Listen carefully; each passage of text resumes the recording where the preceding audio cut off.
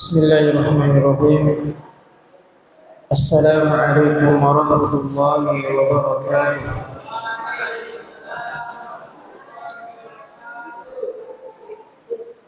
Alhamdulillahilladzi wa kafa. Wassalatu wassalamu ala rasulih al-mustafa wa ala alihi wa sahbihi wa man iktafa, amma ba'da. Alhamdulillah,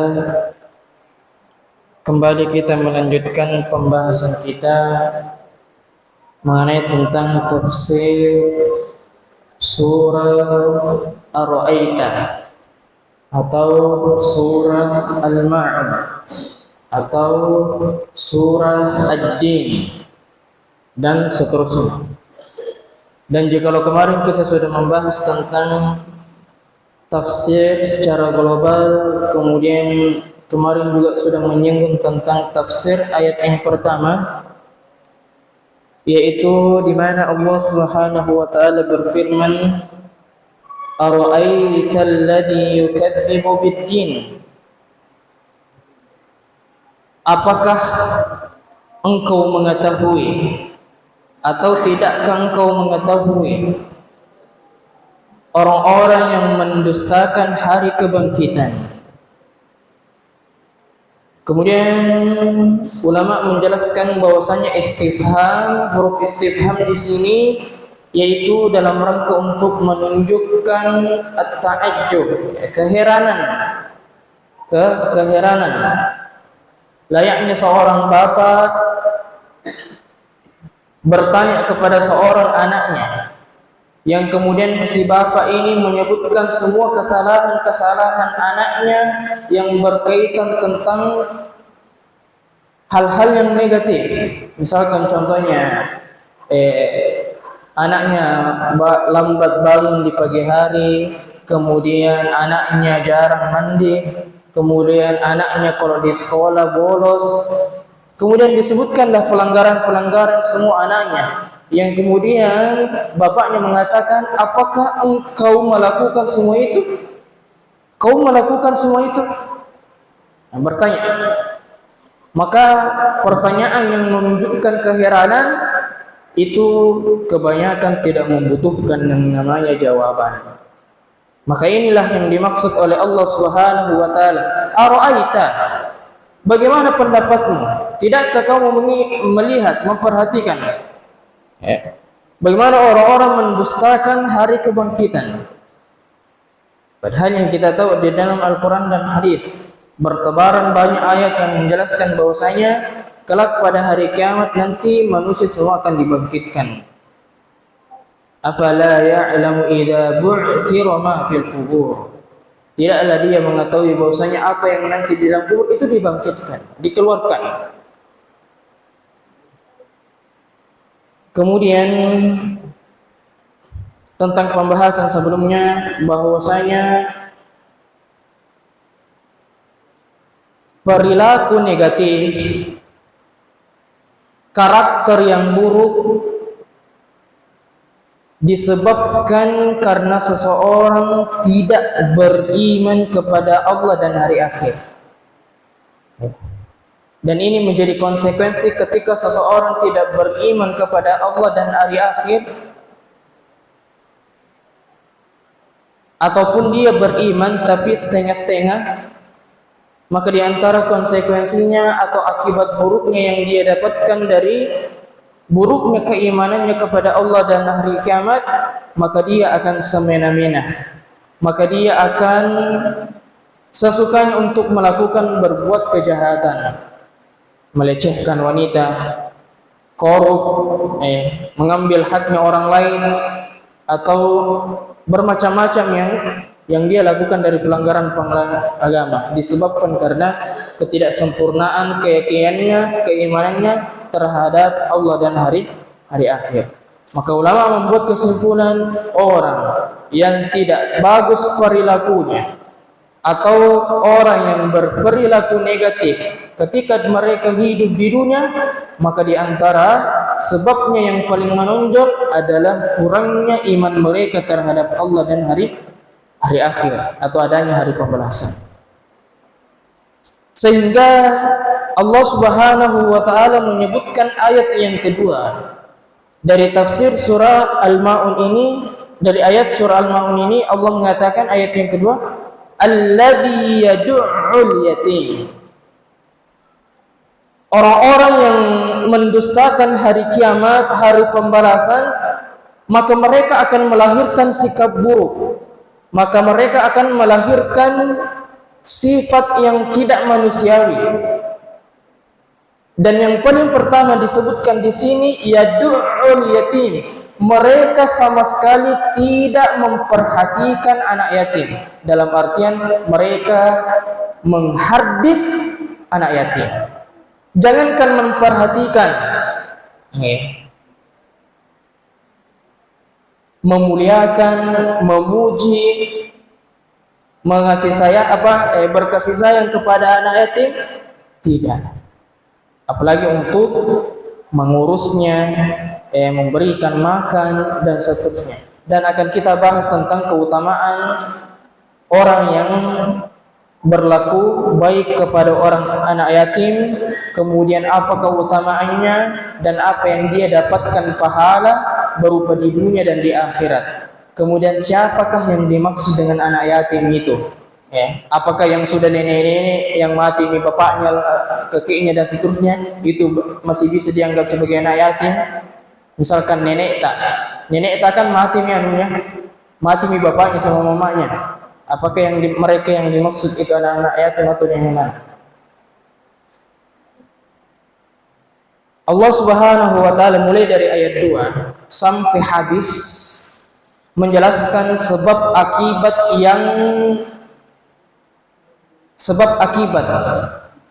yang dimana ketika orang tidak mempercayai adanya akan hari pembalasan, maka muncullah sifat-sifat atau watak-watak buruk atau watak-watak yang negatif.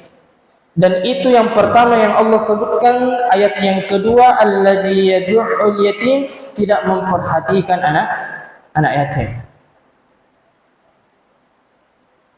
Secara logika, secara akal, menyantuni anak yatim, menyayangi anak yatim itu bukan cuma perintah dari agama. Bukan cuma perintah dari agama.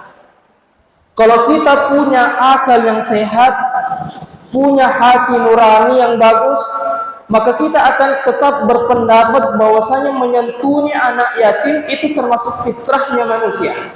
Karena memang kasihan orang tuanya telah tiada. Dan memang perlu untuk dikasihani, perlu untuk disayangi, perlu untuk diurus. Berbeda halnya orang yang tidak percaya akan hari akhir, mereka menghardik. Mereka tidak menyayangi, mereka tidak memulia, bahkan mereka menghardik, mencela, menzolimi, mengambil haknya anak yatim dan seterusnya. Padahal secara fitrahnya manusia, siapapun yang bagus fitrahnya, yang bagus akalnya, yang masih sehat, maka ketika mereka melihat anak yatim, pasti mereka tersentuh hatinya untuk membantu. Sekecil apapun bantuan yang mereka berikan, yang jelas pikirannya dia bisa bantu. Pasti tergerak hati kita untuk bisa membantu anak yatim. Ini kalau fitrahnya manusia yang bagus. Kemudian secara psikologi juga, yang namanya orang yang ditinggal meninggal, orang yang ditinggal mati sama orang tua, pasti itu hati sedih. Pasti. Sehebat apapun orang menyembunyikan kesedihannya, tapi yang namanya orang tua meninggal, setegar apapun dia sebagai laki-laki misalkan, atau bahkan mungkin perempuan yang mengatakan saya tidak gampang juga menangis. Tapi kalau sudah berbicara tentang orang tua, apalagi ketika kita kehilangan mereka, salah satunya atau bahkan dua-duanya, dan semua pasti akan semua merasakan nanti, mau tidak mau. Maka pada waktu itu kita selaku anak pasti yang namanya pasti merasakan yang namanya kesedihan yang berlebih. Kesedihan yang sangat-sangat sedih. Kenapa tidak? Orang tua kita yang melahirkan kita, yang mengurusi kita sewaktu kecil, yang memberikan ke kita perhatian, kemudian yang membiayai semua pendidikan kita. Orang tua. Maka bukan suatu keheranan, bukan suatu aib ketika seorang anak itu menangis ketika meninggal sama orang tua. Karena memang layaknya kita seorang anak sangat cinta terhadap seorang tua, maka ketika kita ditinggal mati oleh salah satunya, maka hati ini pasti bersedih, gundah. Layaknya ketika meninggal tidak ada harapan. Ya. Semua impian-impian yang kita gantungkan, ya, semuanya seakan-akan ketika kita ditinggal mati sama orang tua, seakan-akan impian itu tidak bisa kita capai. Saking sedihnya kita pada waktu itu. Meskipun nanti pada akhirnya bukan pengaruh daripada orang tua untuk kita tidak mencapai apa yang kita gantungkan dari cita-cita kita. Tapi ketika pada waktu itu seolah-olah cita-cita kita kayak dikesampingkan, ya. Berbicara tentang orang tua, dan ini berlaku untuk orang yang dewasa, ya. Orang dewasa betapapun dirinya sudah menjadi orang tua, misalkan dia sudah beristri, sudah berkeluarga, bahkan sudah punya anak, kemudian meninggal orang tuanya, pasti menangis. Karena itu memang sudah kodrat, sudah tabiat, di mana seorang anak sangat mencintai seorang orang tua. Maka ketika ditinggal hampa hatinya, seakan-akan dunia ini tidak ada apa-apanya. Apalagi kalau kita sudah ditinggal sama seorang ibu, seorang mama. Apalagi ketika anak kecil yang belum balik sama sekali, yang belum mengerti tentang kehidupan, mereka ditinggal mati sama orang tuanya. Bagaimana perasaannya? Kalau dia seorang punya, maka hatinya terobek-obek, seolah-olah diiris sama pisau hatinya. Dikarenakan intinya jantungnya itu hilang, yaitu orang tuanya. Orang dewasa saja yang meninggal orang tuanya itu mati, bersedih luar biasa.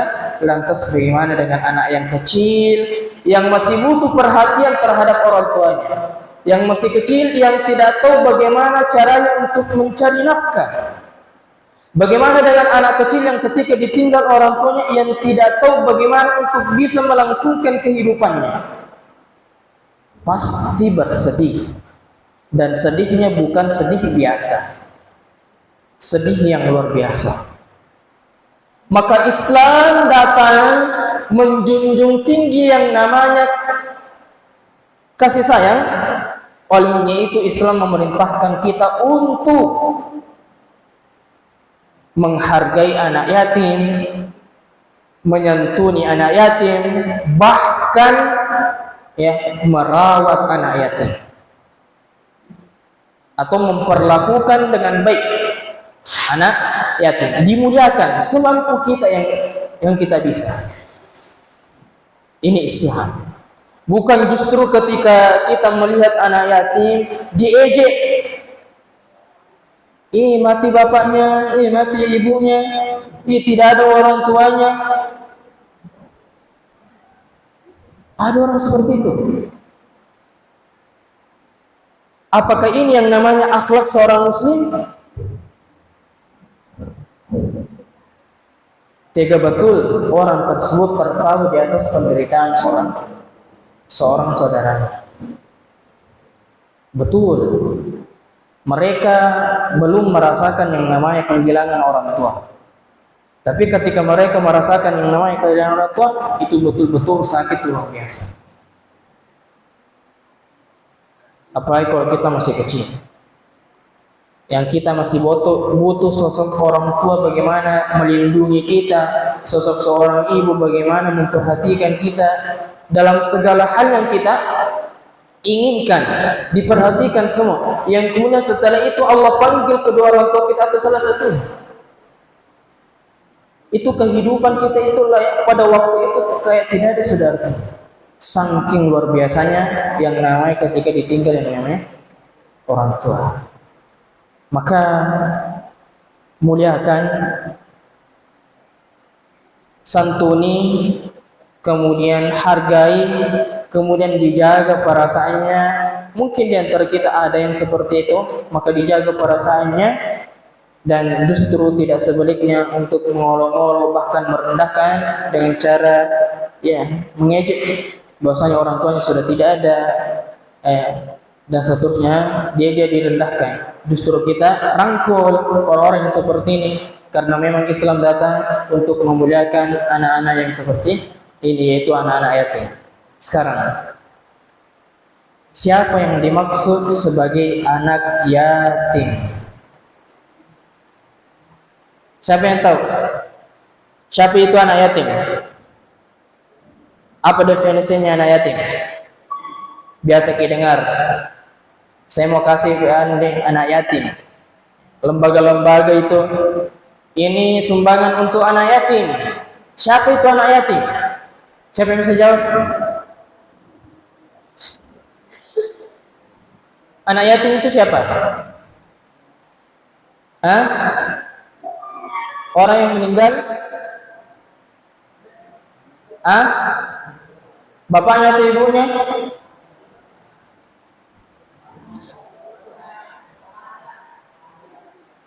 Apa definisinya anak yatim? Orang yang meninggal bapaknya. Sampai di situ saja. Orang yang meninggal bapaknya maka dia disebut anak yatim, belum sempurna.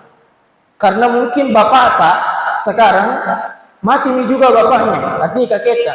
Apakah bapak tak juga layak disebut sebagai anak yatim? Hah? Anak yatim, tapi majenggo nih, macamban nih. Apa definisinya anak yatim? Yaitu anak yang belum balik, yang kemudian ditinggal mati sama ayahnya. Ini definisi anak yatim. Yaitu anak yang belum balik, kemudian ditinggal mati sama ayahnya. Maka ini definisi anak yatim. Ketika dia berumur balik, maka status keyatimannya itu terangkat, tidak bisa dipakai. Sebab Nabi bersabda dalam riwayat Abu Dawud dari Ali bin Abi Thalib, Nabi bersabda, la yutma ba'da ihtilami. Tidak dianggap status keyatiman ketika seseorang sudah bermimpi. Mimpi apa? Mimpi basah. Ya. Tidak dianggap status keyatiman seseorang ketika seseorang itu sudah dihitung balik. Jadi pengertian anak yatim yaitu mereka yang ditinggal mati oleh ayahnya sementara mereka masih belum keadaan balik. Adapun orang yang sudah balik, ya seperti saya dan mungkin ada juga di antara kalian, maka status keyatimannya sudah tidak ada. Sudah terangkat. Tidak ada nih status anak yatim bagi orang yang sudah berumur balik. Yang ada mantan anak yatim. Mantan. Nah, fobia dengan kata mantan.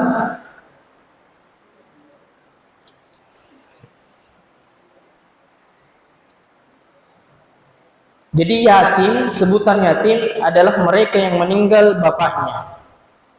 Meninggal bapaknya.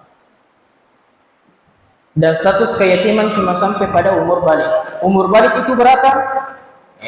Tergantung dari orang-orangnya. Tapi ulama mengatakan ya 15. Ini 15. Laki-laki atau laki-laki atau secara umum. Kalau perempuan juga biasanya cepat. Dan di antara tanda-tanda balik ya sebagaimana yang ma'ruf yang kita tahu ya. Munculnya jakun, mimpi basah, baik itu laki-laki maupun perempuan, munculnya rambut di bagian kemaluan, apalagi? Munculnya apa lagi? Dajjal.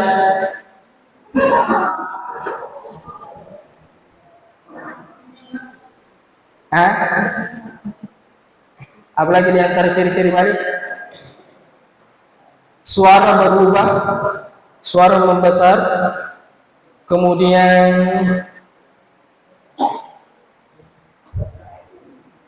ya pokoknya dan lain-lain sebagainya. Itu di antara ciri-ciri balik. Maka kapan datang ciri-ciri ini? Maka status keyatiman dari orang yang telah yatim itu sudah terangkat. Sudah terangkat. Apa maksudnya sudah terangkat, Ustaz? Maksudnya seperti ini. Ketika dia masih di umur balik, masih belum balik, maka kita santuni ya, kita sayangi, kita kita hargai statusnya dan seterusnya. Pokoknya kita baiki dia, kita perlakukan dia dengan baik. Kemudian setelah dia balik, status keyatimannya sudah terangkat. Apakah sudah tidak dibaiki? Tetap dibaiki, ya, tetap dipedulikan.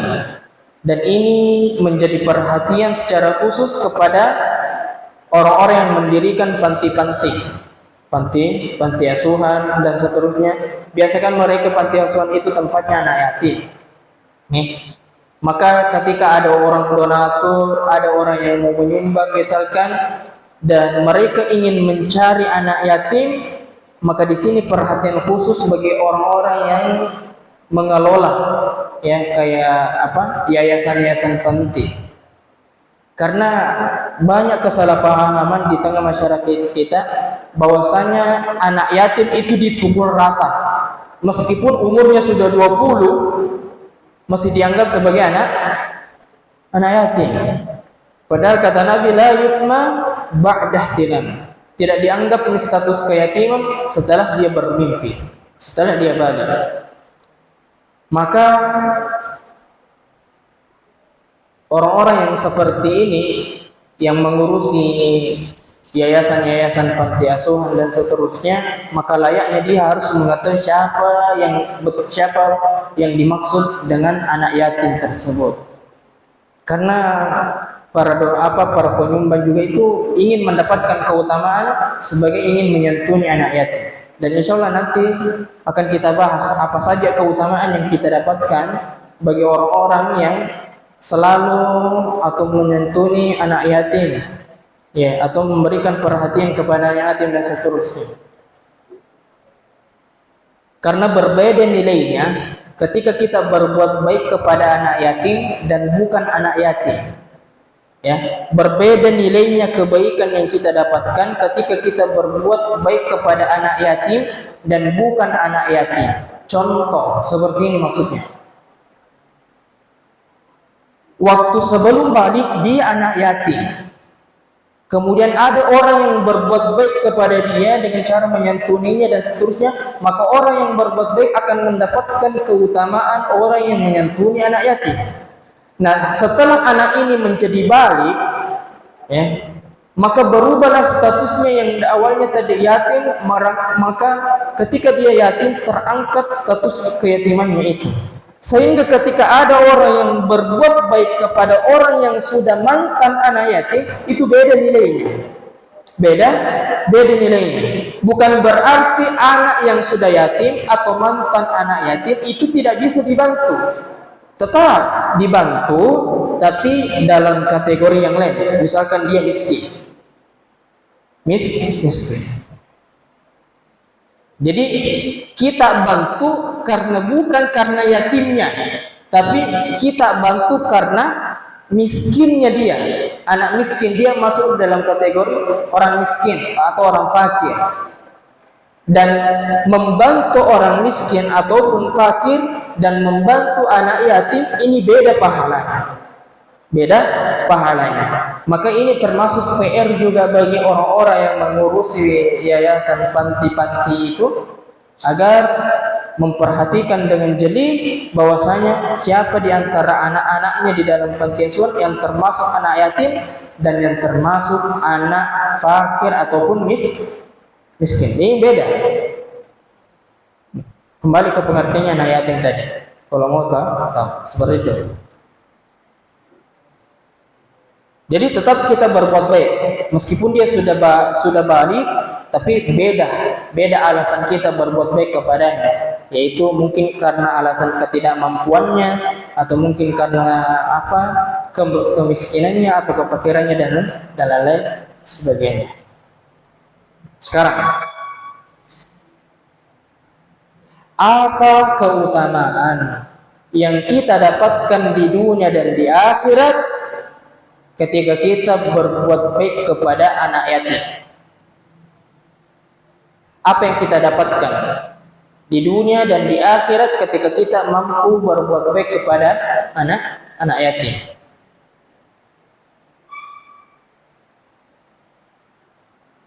Keutamaan ini dijelaskan oleh hadis yang diriwayatkan oleh Imam At-Tabarani dengan status hadis yang hasan li ghairi, sebagaimana yang dikatakan oleh Syekh Al-Albani rahimahullah dari Abu Darda, sahabat yang mulia. Kembali ke hadisnya tentang keutamaan orang yang bersikap baik atau menyantuni anak yatim. Apa yang mereka dapatkan di dunia dan di akhirat, yaitu hadisnya Abu Darda. Beliau pernah berkata, "Atan Nabiyya sallallahu alaihi wasallam rajulun."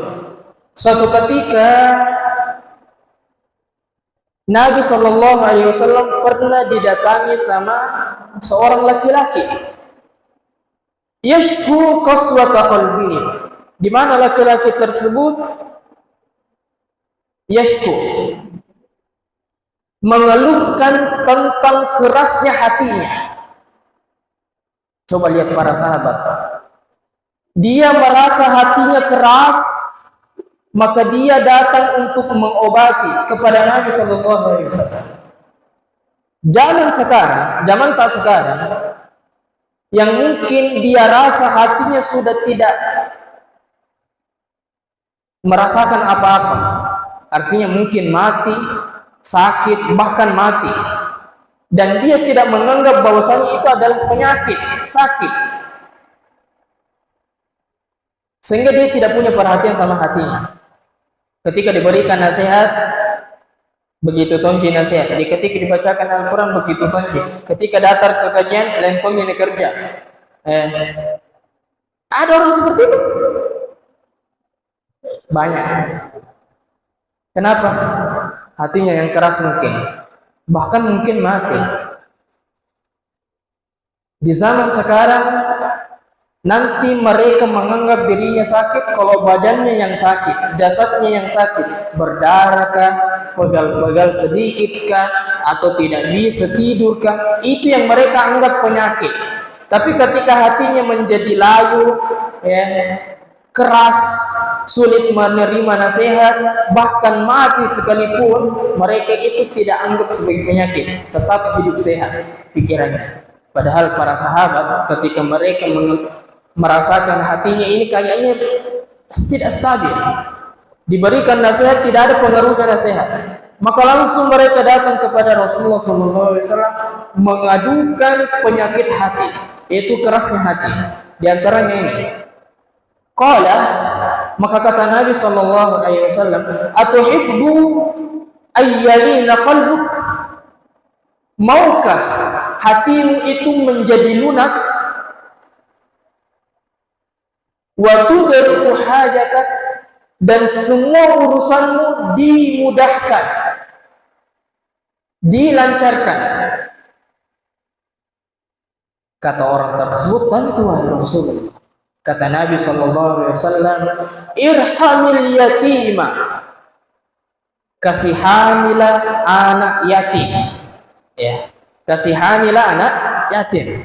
Wamsah ra'sahu, kemudian elus-elus kepalanya. Artinya di antara bentuk kasih sayang seseorang terhadap orang dewasa terhadap anak kecil, misalkan di mana orang dewasa mengelus kepalanya anak kecil. Termasuk itu terhadap hewan, misalkan kita kepada kucing. Biasanya kalau kita ada kucing, dia elus-elus kepalanya. Maka pada waktu itu tanda kasih sayang kita terhadap kucing atau hewan.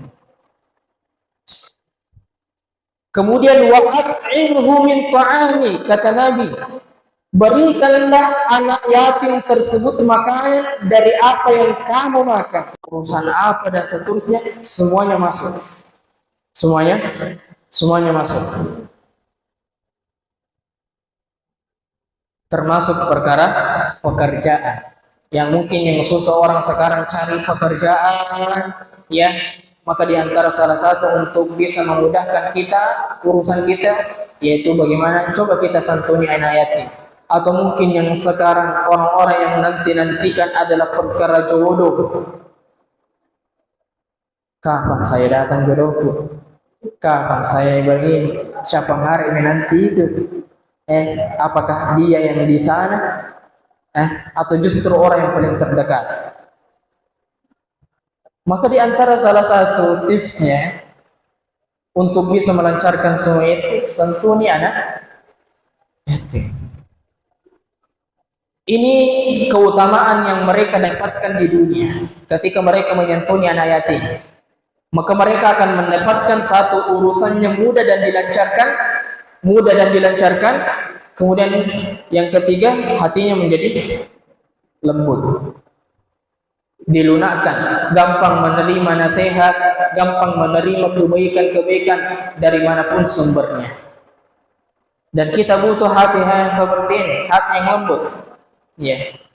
Karena kalau hati sudah lembut, berarti kita gampang untuk mengkasihani orang lain. Tapi kalau kita hatinya keras bahkan mati, bisa saja kita tidak memiliki perhatian sama orang yang tidak yang lebih rendah status sosialnya di bawah kita. Kemudian yang terakhir, apa keutamaan yang dia dapatkan ketika dia di akhirat? Keutamaan yang dia dapatkan nanti di akhirat bagi orang-orang yang senantiasa menyantuni anak yatim, memuliakan anak yatim, yaitu hadisnya Sahal bin Sa'ad As-Sa'idi. Hadis riwayat Imam At-Tirmidzi yang disahihkan oleh Syekh Albani rahimahullah. Kata Nabi sallallahu alaihi wasallam, ana wa kafilul yatimi fil jannah kahatain. Saya dan orang yang menyantuni anak yatim, membiayai hidupnya anak yatim, mengurus anak yatim, maka tempatku bersama dia di surga kahatain, seperti ini. Kata Sahal bin Sa'ad, Nabi mengisyaratkan jarinya seperti ini, menggabungkan antara jari telunjuk dan jari tengah.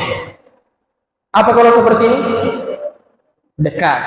Maka untuk orang yang senantiasa mengurusi anak yatim di dunia, memberikan perhatian, memuliakan anak yatim, maka dia akan bersama Nabi SAW di surga. Dan ini kenikmatan yang luar biasa.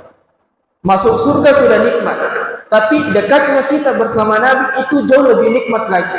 Sebab dekat kepada orang yang soleh adalah nikmat yang luar biasa.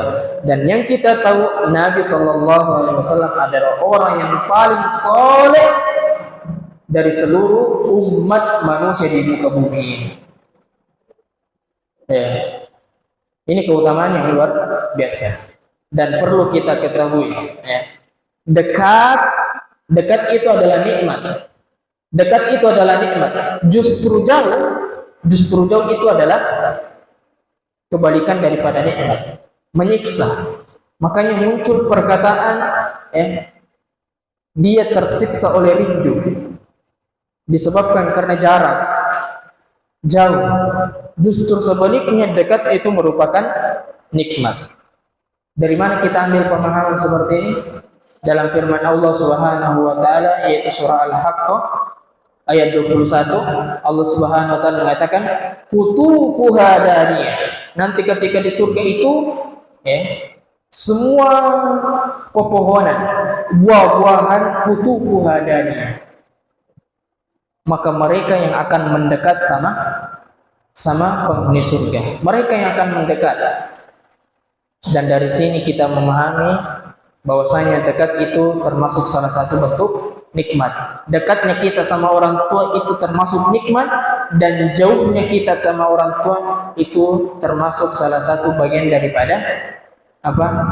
Bukan juga nikmat. Karena kita jauh sama orang-orang yang kita cintai. Dan dekatnya kita sama orang tua termasuk nikmat. Maka ya mudah-mudahan Allah Subhanahu wa taala mengumpulkan kita.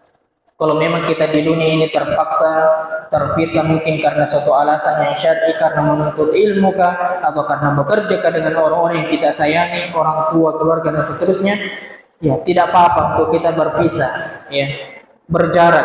Tapi mudah-mudahan kita berdoa kepada Allah agar Allah Subhanahu wa taala senantiasa mengumpulkan kita bersama orang-orang yang kita cintai di dalam surganya yang penuh dengan kenikmatan yang tiada tara. Mungkin ini yang bisa kita sampaikan. Naktafi bihadzal qadar. Subhanakallahumma wa bihamdika asyhadu an la ilaha illa anta astaghfiruka wa atubu ilaik. Wassalamu alaikum warahmatullahi wabarakatuh.